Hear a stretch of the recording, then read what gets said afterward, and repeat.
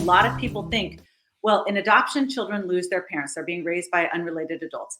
In big fertility, usually third-party reproduction, they're being raised by usually at least one parent. So isn't reproductive technologies better than adoption, right? Or they're exactly the same thing. So from the perspective of children lose their mother or father or both, they are similar. But from the child's perspective, that is where the similarities end. Overall, adoption is an institution centered around the well-being of children.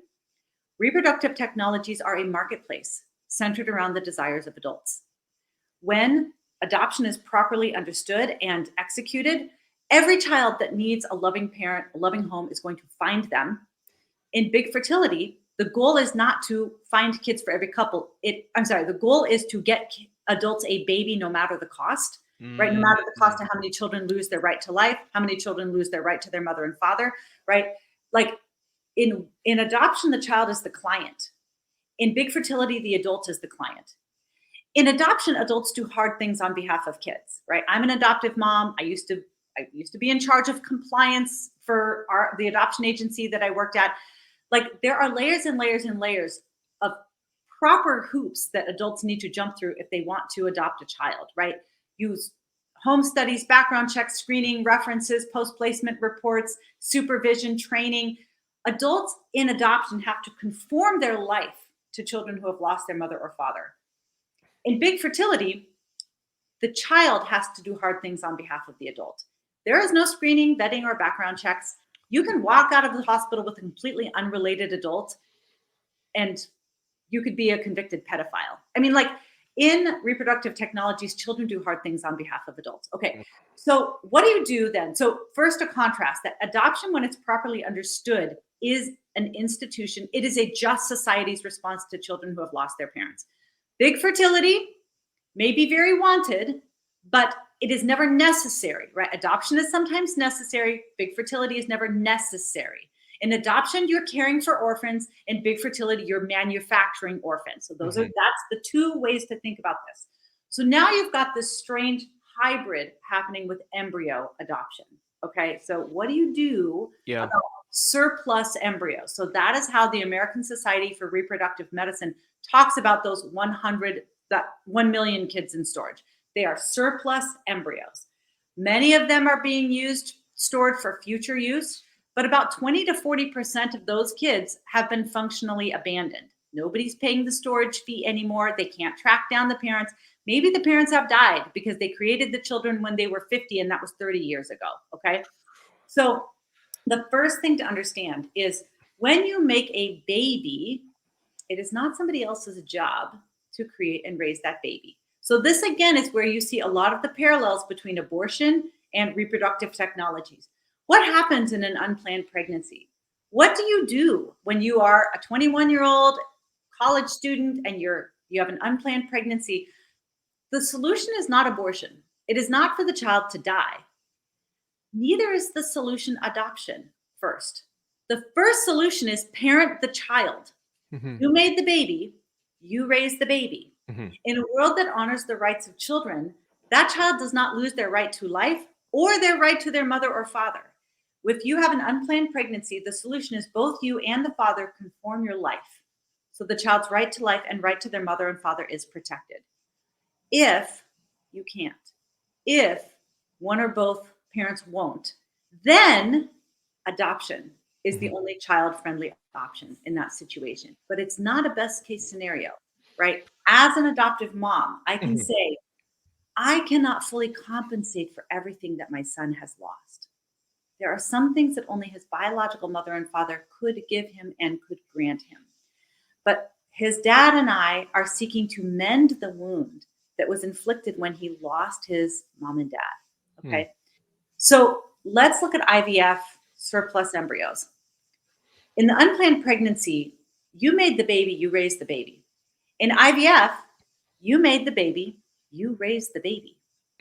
That is not somebody else's job to take care of the 5 surplus embryos that you have chosen not to implant. Very often, it's not a matter of, well, I can't anymore because now I'm 60. It's, well, the first 2 attempts took, And now, like, we're just really, we don't really want to change our life. We'd have to buy a bigger van. We'd have to take out loans. Like, we have to, that's all that we want. That was our goal. We created 8 because we thought the first couple implantations were going to fail. And so we have these 5 left over because the first couple were successful.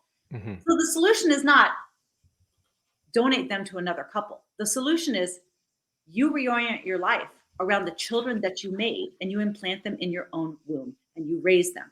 And the reality is, because IVF is pretty hard on kids, most of them may not make it, but they deserve to live their life, and they deserve to be raised by their mom and dad. Well, and so there's a couple layers of complexity here, which is, firstly, you're correct in saying those people do have a responsibility to care for their children. I think where the complexity comes in is knowing that implantation can result in death, or is likely to result in death.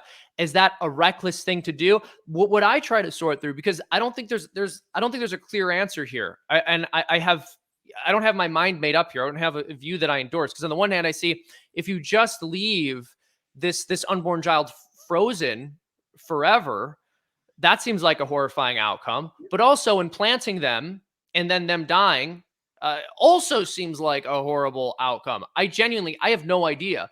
But with respect to what you mentioned about it not being another person's responsibility, I mean, you're correct. The optimal solution in any situation is for the mother and father to do something. But again, in cases of adoption where there's a woman who has an unplanned pregnancy and then the man is gone, so he's not going to raise his child, and she's very young, well, you want a 2-parent household. So the optimal solution is for her to find a couple who will raise that child.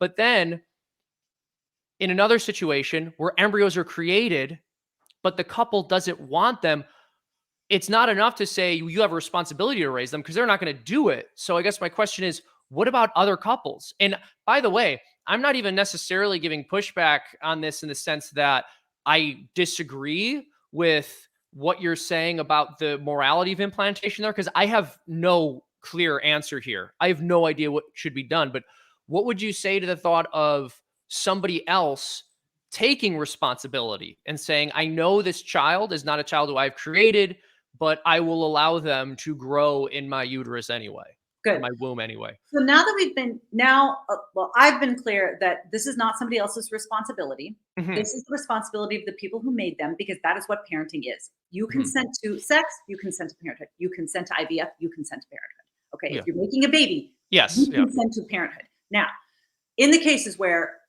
she has had a hysterectomy, or she is 60 years old, or they are dead, or you can't find them because both of those were donor conceived. Both the embryos that are there were an egg donor and a sperm donor. So even the people that commissioned them aren't the biological parents. I mean, it is a dystopic Wild West in those freezers. Okay, what's going on with those kids is just unlike anything our species has ever seen before. So what do you do about those surplus embryos? The American Society for Reproductive Medicine gives you 3 options. Number 1, thaw and discard, not pro-life. Yeah. Number 2, donate to research, also not pro-life. Number 3, donate to another couple, which is also not giving dignity to the child, because we don't donate people. Yeah. But just to let you know that when you're talking about unborn embryos, the laws that we have regard them as property. That is what IVF is, right? Is you have now regarded these class of humans as property. When Virginia passed their commercial surrogacy bill, it was the first time in their state since slavery that they deemed a group of people property. When you are involved in practices that harken back to slavery, you've got to question whether or not those practices are something you should be pursuing. So we do not donate children. We can adopt children.